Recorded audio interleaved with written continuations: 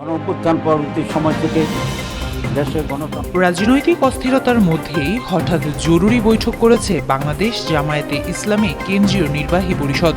এতে তুলে ধরা হয় চলমান রাজনৈতিক পরিস্থিতি, নির্বাচন সহ বেশ কিছু ইস্যু। বৃহস্পতিবার রাজধানীর মগবাজারে দলটির কেন্দ্রীয় কার্যালয়ে এই বৈঠকের আয়োজন করা হয়। এই বৈঠকে চলমান পরিস্থিতি, আন্দোলনের কৌশল এবং আগামী দিনের করণীয় নিয়ে বিস্তারিত আলোচনা হয়।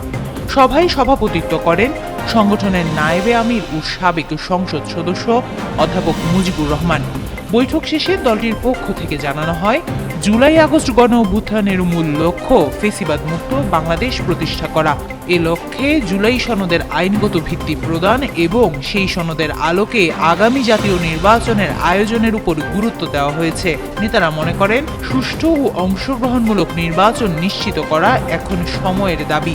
জামায়াতের ঘোষিত ৭ দফা বাস্তবায়নে জনগণকে ঐক্যবদ্ধভাবে মাঠে নামার আহ্বান জানানো হয় বৈঠকে।